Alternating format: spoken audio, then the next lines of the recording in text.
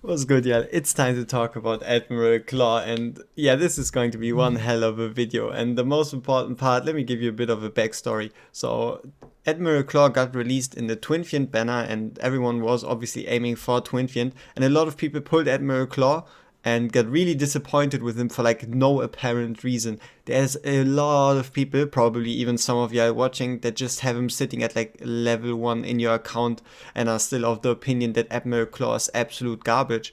Now, I don't quite know where it came from, but someone started that movement and now apparently it's public opinion.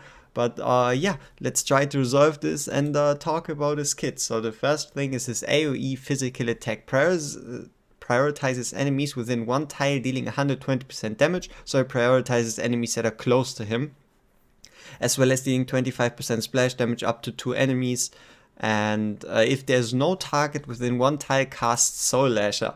Now, Soul Lasher might be one of the reasons why people hate on him, because he pulls one enemy in range with the chain to the front, dealing 150% damage. Now, I think it's rather logical that that you should actually put a tank in front of him so that when he pulls people to him, that they just don't attack him. So, for example, if you really want to just place him, you play him and you put a tank in front so he doesn't pull people into his face. And I kind of wanted to experiment with the basic attack, see if there's like that is the reason why people hate him. And I found something really, really, really, really interesting. So let's give it a quick look. We're just going to start out with Vortex. So we have a healer, and I think I think you'll also find this absolutely hilarious. So here we go. We just put in an Admiral Claw. We're playing just a campaign stage with some more tanky people because Admiral Claw has quite a good build, and I just don't want him to just kill the enemy and then be done with it. But look at about what's to happen. He's pulling him, but the enemy is trying to walk back to where he came from. He's trying to go back to his normal pathing, and as you can see, he's just trapped in a loop. Admiral Claw is completely and utterly confusing this enemy right here. Now, I don't know if this is a single instance, which just has to do with those dudes, so we might as well give it a check and see what happens when he pulls a mage, but I don't know. I find this absolutely incredible. I find this so funny. Like, I went into the stage to see if what happens if you pull someone to him, if they're going to attack him, if you can stop that by placing a tank in front of him. But as you can see, he's pulling him back, and they just try to go back to their normal pathing, resulting in resulting in them completely glitching out. So alright, this mage is attacking, getting pulled, and then okay, just dying. So this mage isn't a good example. But yeah, I think you can see what I mean. Now let's see what happens if we just place Admiral Claw, place a tank in front of him, and we're still going to try to catch this this chain dude. Let's see if it has anything to do that he starts like catching them once they like try to round the corner. Let's see if that might be the case. So we're just going to normally place a tank, place him behind, and then see what happens. So he pulls him in, and then he 360 no scopes him because he has a 2-tile range. So if you're using Admiral Claw, make sure you don't pull anything that has AoE attacks like those dudes. I mean, I should have been smarter. I should have known this was going to happen through Void. But enough of the rambling about the basic attack. I think you can kind of see what the point of it is, and also there apparently are some glitches we can make use of to somehow make him shine. But let's talk about the rest of the skills, because this is where it gets really spicy. Talent increases penetration by 5% for every 10% loss of HP. So it is a straight up 30% penetration at 40% HP. So after 60% HP loss, 6 times 5, 30% penetration, which is just straight up defense and physical damage reduction ignore, which is really, really strong. And I think everyone should know that, especially when you take a look at Silas, who also pretty much has defense ignore, which is kind of the same thing as penetration. And now Bloodfire Berserker. For every 3 attacks, he reduces his HP by 5% of his current HP, so your kind of standard chaos move. And also he increases his damage by 6% permanently. Permanent 6% damage increase, stacking up to 10 times. He does this 10 times. So he gets a 60% damage increase, as well as also getting a new basic attack. Bloodstorm Annihilator increases his attack by 20%, but also increases the attack interval, so it takes longer for him to attack. And then every attack reduces 5% HP, as well as deals 180% damage, and that's a basic attack. Every one of his basic attacks is dealing 180% damage, as well as 40% splash damage, but that doesn't really apply in like most important content. So he has a 180% basic attack, a 60% damage boost, a 30% penetration boost, and then also Carnage. When in Bloodstorm Annihilator, so the state that gives him 180% damage, he increases his damage against targets whose HP is below 40% even more by an additional 30%. So Carnage, at least when it comes to Guild Boss, doesn't come into play, but in any other kind of content where it's about bringing something from 100 to 0, the combination of 30% penetration, 60% permanent damage buff, 180% basic attack damage, as well as 30% more damage against enemies below 40% is just massive, and that's all stacking on top of each other. And then also the last one, Doom Tether, pulls at most 5 enemies in range, and he deals 350% damage to all, so he also pulls them to him. And the important part is look at the rage. 500 rage. That is super ridiculously low. We all know that Salazar recovers rage really, really fast. Yeah, Claw is really, really faster. Salazar needs 900, Claw only needs 500. Admiral Claw can trigger his ultimate 5 times within 1.5 minutes. It takes Admiral Claw 1.5 minutes to stack his ultimate 5 times in Guild Boss. 1.5 minutes. That's a third of the fight. So I think you can kind of already see where this is going.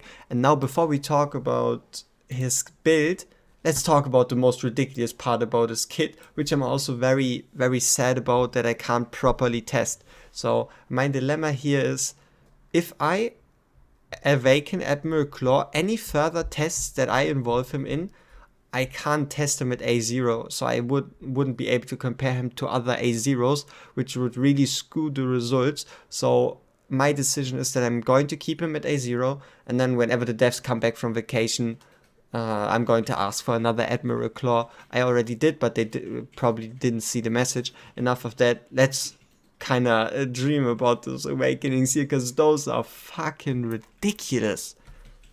Alright. When in Bloodstorm Annihilator, increases penetration by an additional 10%. So not only is it 30, no, 40% permanent penetration at 60% HP. Which is ridiculous, as well as considering the fact that, or at losing 60%, so at 40% HP, still absolutely ridiculous.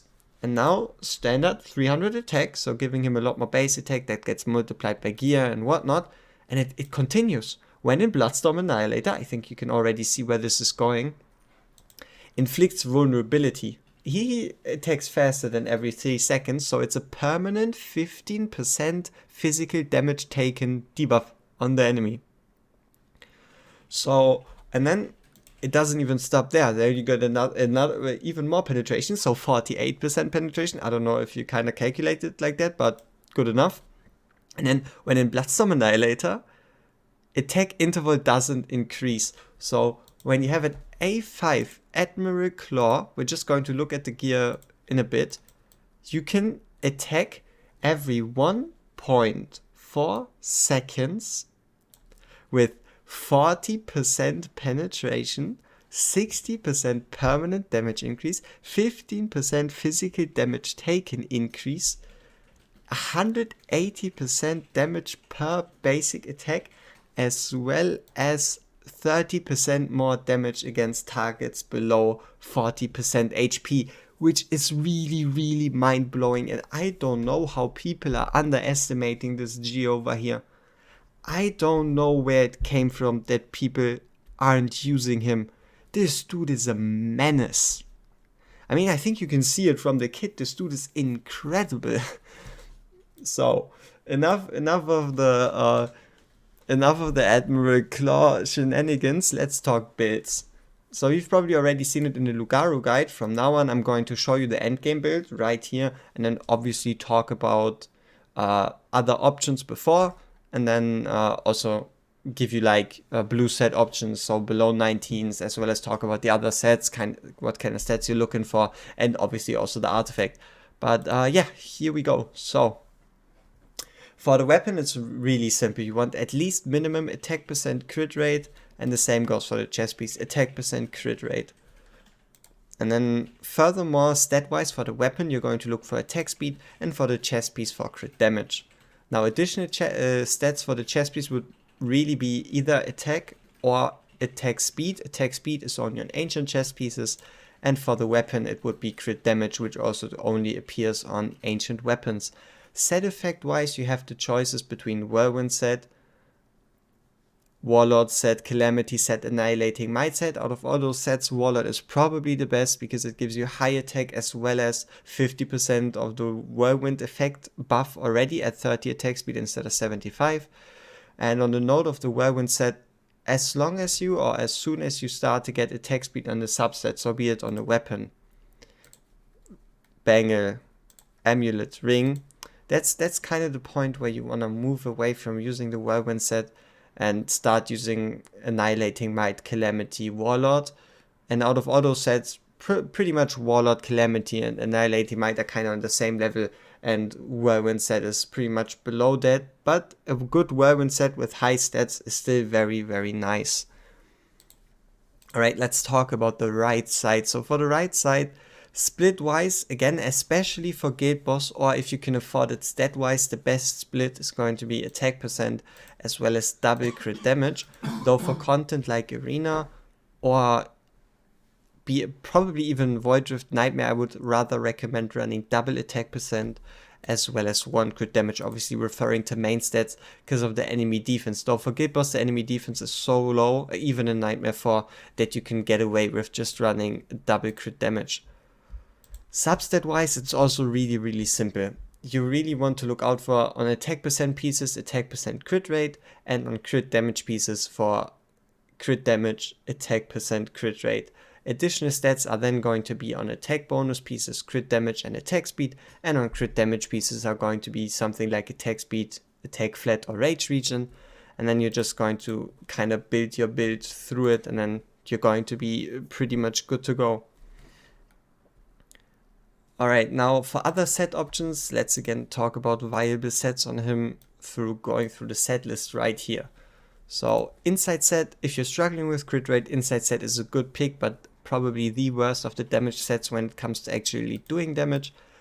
Wisdom set might be worth a shot because he restores his rage super fast, but at the end of the day, it just doesn't really have a good uptime still, just giving you a 10-second buff for 35% damage. The Doom set is a very good choice, I believe, because it should be applicable because he deals 120% damage, which should be single target damage, and then the splash damage just splashes onto enemies. So as far as I can tell, single target or Doom set is still going to work, but it's not going to be the highest recommendation. Sticks we can skip because it's not really AoE damage. Night Terror. Night Terror is by far the best set when we're talking non-golden sets. So do aim for Night Terror if you can. Glacier is alright, but in comparison to, for example, Valeria or Lugaru, his base HP is rather low. So to really make a Glacier set pop, you would need to look even more closely to your gear for having HP percent substats. So yeah, if you want to make a Glacier work, it's just going to make the gear requirements even harder. Hawkeye is not going to work. He's not going to reach a 1.2 second interval, as well as in Bloodstorm Annihilator's attack interval becomes even longer. So Hawkeye is absolute garbage on him. Fracture set. If you're running a fracture set, I do recommend going away from running double crit damage and running 2% attack, 2 times attack, 1 times crit damage. And then besides the fracture set, curse set also doesn't really work because there isn't going to be a lot of enemies in his range, at least not enough to fill out the 6 times. And then fatality set. Fatality set is fine, but super hard to get, but if you can make a decent set out of it, it is alright, but honestly, he has enough penetration and ignore. The effect is going to really... You're not really going to notice it anyway. So now that we've talked about the blue sets, there's still the golden sets to go about, and those are going to be obviously Infernal Roar. So for Gate Boss, it is very, very simple. For Gate Boss, you're going to use a Sorbonne Arcana because you can stack his Sorbonne Arcana super, super fast. And even outside of Gate Boss, he's going to be able to perform and stack up his Sorbonne Arcana very, very fast.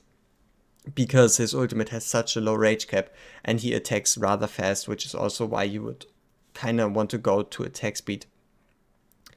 Infernal Roar though is probably the best choice when it comes to really, really short fights, because at the end of the day, your Admiral Claw really does his damage through basic attacks, and kind of once you are able to like ult 3 or 4 times, that's when Infernal Roar loses out and Sorbonne Arcana starts outscaling it really. Now on the note of Ageless Wrath kind of has the same thing going for it that a fracture set would. So if you're running an Ageless Wrath gives up to 60% crit damage. So in that case, again, you're going to want to swap away from running 2 crit damage main sets and go to 1 crit damage main set to make the most out of trying to not overcap into crit damage. So before we go into artifacts, let's just check off the stats real quick. HP, honestly, as for any Chaos Dominion fighter, if you can manage some HP subsets, they are going to be very helpful because it gives you a bigger margin of error kind of, and it just makes it easier for them to reduce their own HP, because the higher their HP, the more they're going to reduce through taking their own HP away, if that makes sense. And then attack wise, I would recommend anything from 150 to 200%. Even above that is totally fine, especially if you're running, for example, a Fracture or Ageless Wrath set. Attack speed wise, anything above 200 should be your goal to aim for, because you truly want him to attack as fast as possible. You really gotta keep in mind it takes him 30 attacks until he can actually get into Bloodstorm Annihilator, and that's what you really, really want to reach. Then crit rate wise, obviously anything above 90% is fine, though preferably above 95, 97, but if you can, obviously 100% is the goal. And then crit damage is obviously kind of the rest, and your base goal should be at least around 150%, where then obviously the main part already comes from running double crit damage. And then if you can manage it somewhere close to 190 or even 230% is obviously then going to be perfect. Now artifact wise, we have a couple of choices, and it kind of depends on your team comp really. Obviously Frigid Flame falls off because they are harming themselves, so you can't stack Frigid Flame. Ram Tier is probably one of the strongest artifacts when it comes to Guild Boss in general, and is mainly going to be used in Guild Boss, but you can also kind of use Ram Tier outside of Guild Boss when it comes to Admiral Claw, but you gotta keep in mind he kind of pulls them closer, so he reduces the benefit he gets from Ram Tier. So Ram Tier for Guild Boss, yes. Outside of Guild Boss, not really. Which kind of only leaves a single artifact, and that's going to be Wailing Skull. Wailing Skull is really good on Admiral Claw, especially if you can build him with high stats. He is going to attack quite a lot, and that basically gives him really, really high uptime when it comes to Wailing Skull. So Wailing Skull is probably the premier choice when it comes to gearing your Admiral Claw, or a Ram Tier if it comes to Guild Boss. So yeah, now that we've got the gearing out of the way, it is finally time to show him off in some content. if you see this before Lust has been released, I'm at the moment trying to put together the biggest summoning stream as well as summoning session in Watch of Ram's history, and for that I obviously need your help. At least at the moment we already have over 3,850 summons, and if you want to be part of this, be it letting me summon for you or hopping into a Discord call with me and streaming your summons, feel free to join the Discord, go to Project 24-hour Lust summoning stream, and tell me the amount of summons you're going to have by the last banner. Doesn't need to be completely exact, and before the event then eventually happens, I'm going to reach out and we're going to try to see who has time where, and the goal is to summon for 24 hours straight. See you. So for Faction Trial, I think it's pretty obvious he's going to be really good in the Trial of Nightmare, and if you still haven't cleared it on 12, he's probably going to be able to help you out clear it. And yeah, obviously you gotta experiment a bit when it comes to placement, but his range is really beneficial, as well as obviously you've seen it, his kit contains a lot of damage. So when it comes to Arena, there's only one place where Admiral Claw really shines, and that's going to be single target DPS, and even then he's going to struggle quite a bit, because if you take a look at his cost, for example, he's rather costly at 18, and in comparison to most others, he didn't get an attack increase or damage increase, neither did he get a cost reduction. He got an attack range increase in the arena. So we're just going to go into this arena fight. Please ignore this one on the test server. We don't have anyone we can actually face in arena. We might need to rally the content creators to actually push in arena so we can face each other. But for the moment, we're just going to go in, place down Claw, and see what the hell is up with his range increase. But after this arena tutorial... Okay, here we go. Come on. Yeah, as you can see, you kind of really want to open with like a Serene or Valeria, Valeria. But basically it should be quite nice if you just open with the Siren. So range increase wise, he doesn't get a further tile, but he gets 2 additional tiles left and right, which I don't know. Yeah, honestly, I don't really know what to think about that. I don't think this range is going to be super helpful, but the basic plan would probably be place in Siren, place him behind, have him attack the targets as well as pulling them closer to Siren, and then him hitting the target. So starting off with the Siren, placing him behind, and then going on from there. Alright, it's gear raid time. So for gear raid 1, 2 and 3 he's kind of disqualified considering the fact that he's a fighter, as well as him not really being AoE. Yes, for gear raid 2 he should be able to deal with the earlier waves, so you can use him there. And for gear raid 1 there might be a possibility to build a nightmare based team to beat that fight, but it's just going to be pretty much really ridiculous, and you should just leave it to AoE mages or marksmen. And gear raid 3 obviously is marksman exclusive, besides maybe a Boreas, because it's ridiculous. Now I can't make any judgments about gear dungeons because they aren't released yet and we don't really know what to do there, but there might be a chance that fighters are going to see a lot of play in the dungeon, because I've also at least somewhat heard something along the lines of fighters being relevant there, so keep that in mind. Now on to content where fighters are actually really relevant. Here we go. AMR. Let's just flex him a bit in AMR, and yeah, honestly, let's get straight into it.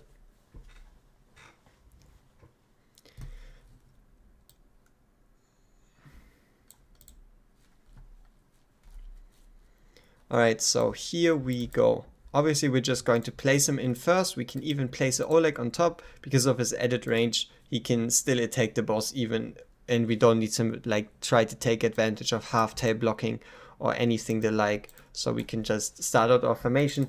And yes, I'm going to make it a bit biased to him by facing the other units away, just so you can really see what just an Admiral Claw can do to the enemy. Here we're just going to bring in Constance, because if not, we would need to give him a bit more HP. What Constance does is just kind of the same thing as also Percy would do, and that is reducing the damage we are going to take through this AoE. You're going to see in the middle of that AoE there's going to be a heal right about there, as you've seen, 6,300, and that is the main reason that Admiral Claw is still able to stay alive.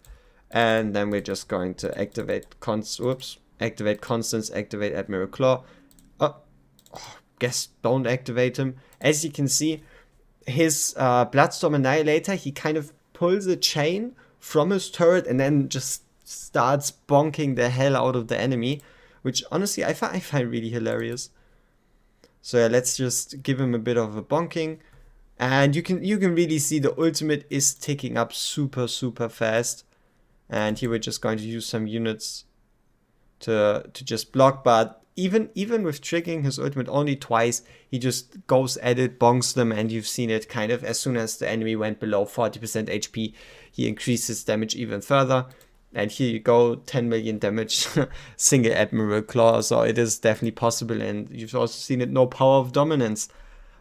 So now that we've talked about AMR, there is still one piece of content we should be talking about, and mostly what you are probably looking for, and that is obviously going to be Tide. So Admiral Claw is an absolute machine in Tide, and let's stop joking and go to the main attraction. Here we freaking go. Guild boss time. Alright, here we go, guild boss time. Two builds we need to discuss before we hop into guild boss, and that's going to be the Admiral Claw build we're using, and mainly the artifact, which is going to be ramped here, just to try to move away from potential RNG from Wailing Skull, as well as to make the results more comparable to the results I got from Lugaro and Valeria over the last 2-3 days of testing. And also Elowin. And yes, you're seeing complete. We are going to keep her like this. We have around a 10% attack boost through using 2 times attack flat, then 60% rage regen from a rage regen piece with attack speed, and also some more attack speed through attack speed main stat, as well as HP percent main stat, and no artifact. The goal of this is to try to keep her healing down as low as possible, so we aren't healing Admiral Claw too much. Though you don't need to go to those lengths, you're going to see around 10 to probably 15% maximum worse results when you're actually using a fully built Elowin. And at the end of the day, it really comes down to timing. And on the note of timing, in comparison to Lugaro and Valeria, Admiral Claw is way more intuitive when it comes to how you should actually use him in Guild Boss, as well as the difficulty to use him in Guild Boss is really low. So we're just going to start out with Admiral Claw, boost him with an Invigoration set, do the same to Hex, bring in Dolores, bring in Silas. We can take out Lunaria again, already start off with Elowin, and then again, yeah, we're just setting up the board, really. And the interesting part about Admiral Claw here is actually on that note, you can really ult with him whenever, or pretty much as soon as it's ready. And there's one more thing, you only want to ult with Admiral Claw 5 times. He's actually a character that you want to stop ulting with as soon as you hit 5 ultimate usages, because he does, starting with his Bloodstorm Annihilator, 180% per basic, and only a total of 350% damage with his ultimate, as well as his ultimate having some charge time, as well as in general 3-second duration, so you're actually going to see more damage by stopping to ult after 5 times. Another interesting part about him is, because of the fact that he's doing most of his damage through basic attacks, as long as you spam Dolores, you're going to be able to give him the most uptime possible. And now the interesting part about timing is, you gotta make sure he survives the impact from the meteor. As long as he survives the impact from the meteor, you're pretty much safe. And the way you do this is by preferably ulting at around half of the meteors or even earlier.